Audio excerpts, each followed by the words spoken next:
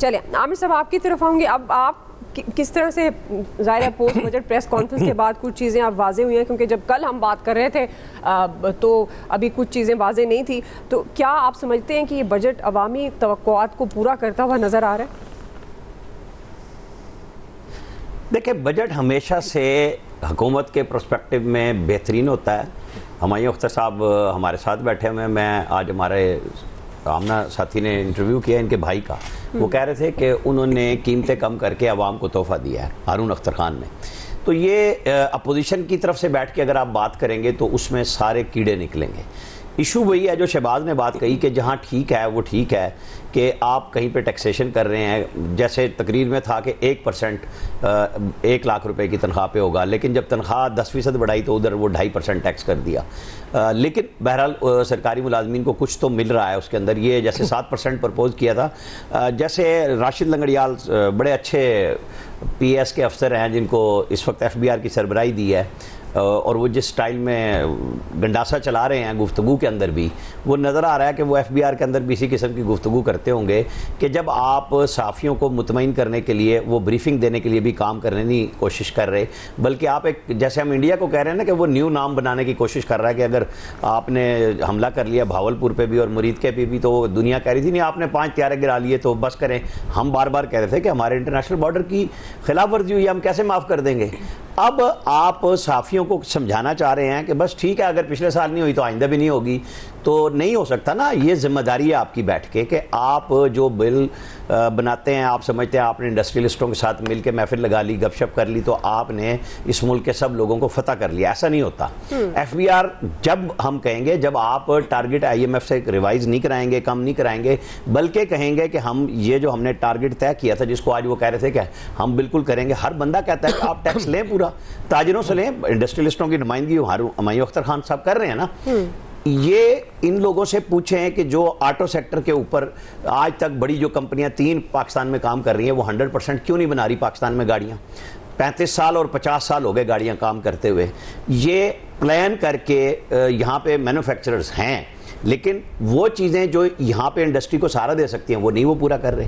हर industry का अपना एक मसला है, ज़राअत का अपना है, ऑटो का अपना है। तो ये चीज़ें FBR जब तय करता है कि जी हमने ये टैक्स लेना है, वो नहीं ले सकता।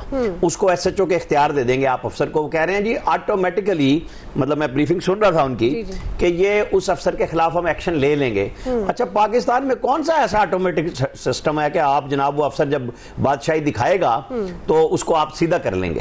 ऐसा नहीं होता। जैसे वो कल वो खातून हमारी शहरबानो नकवी ASP जिसने बड़ी जुर्रत का मुजाहरा किया था, मैं उनका सुन रहा था, वो कह रही थी पुलिस अफसर अगर आपकी गाड़ी में फालतू काम करने की कोशिश करे तो आप 15 पे कॉल करें। मतलब जो सामने खड़ा है वो आपकी ऐसी तैसी फेर चुका होता है, जब तक फैमिली के साथ इज्जत पामाल कर चुका होता है आपकी, और आप कह रहे हैं कि नहीं वो कानून के मुताबिक सिर्फ आपसे शनाख्ती कार्ड चेक कर सकता है। अब ये मतलब पाकिस्तान की पुलिस ही ये बात कह सकती है, ये ऐसा नहीं होता, जो ना कोई मानता है ना FBR में ऐसा होगा, क्योंकि आप पहले कहते थे हम उनको इख्तियार नहीं देंगे, हम कानून के मुताबिक चलेंगे। आज आपने उनको थानेदार बना दिया है, तो जब तक वो थानेदारी कर चुके होंगे आप कैसे लाएंगे?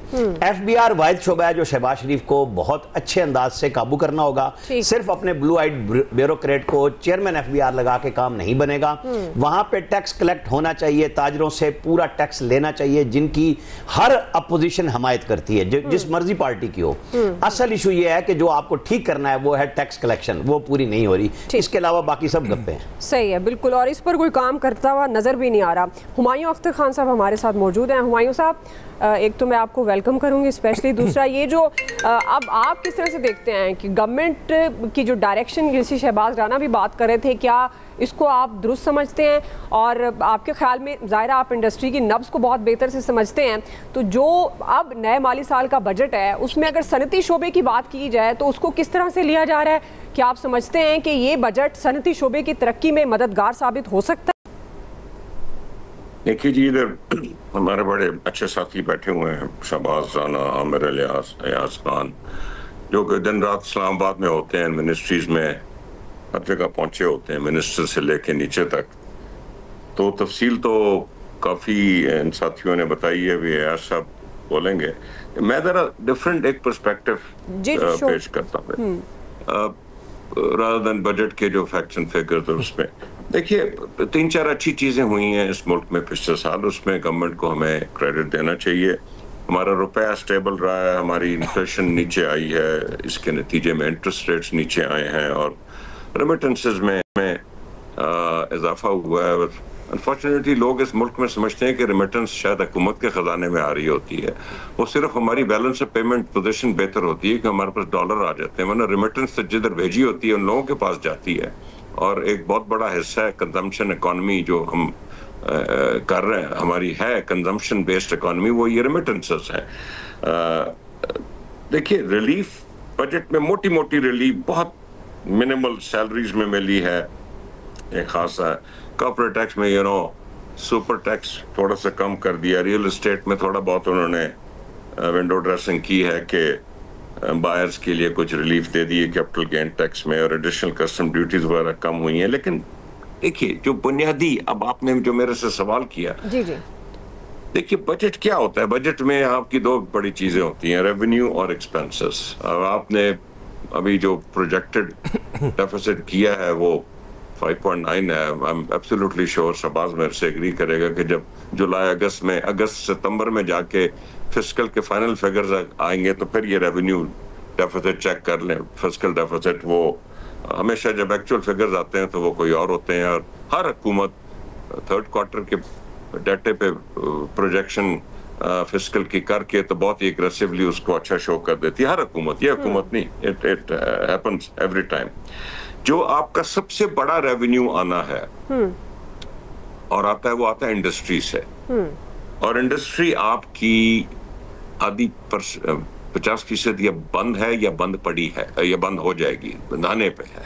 ओके, सो सबसे पहले तो मुझे पता चला है कि बड़ा काम हो रहा है इसमें। प्राइम मिनिस्टर साहब और उनकी जो इकोनॉमिक टीम है वो दिन रात लगी हुई है, और इंडस्ट्रीज की कुछ चीजें हमारे पूरी पॉलिसी आएगी। कुछ टैरिफ रैशनलाइजेशन हुई है। अब हम देखते हैं कि क्रेडिट अवेलेबिलिटी में अगर आप 3.5 फिस्कल डेफिसिट के टारगेट को चाहिए, इसका मतलब है कि जो हमारा बैंकारी निज़ाम है उससे हुकूमत को कम ज़रूरत पेश आएगी, वो सारा पैसा तो हुकूमत की तरफ चला जाता है। तो शायद इंडस्ट्री को, प्राइवेट सेक्टर को जो क्रेडिट है वो ज़्यादा अवेलेबल हो जाए। दूसरा, एक देखिए, रेवेन्यू का बहुत बड़ा जरिया है जी जी, वो जो अनटैक्स सेक्टर्स है।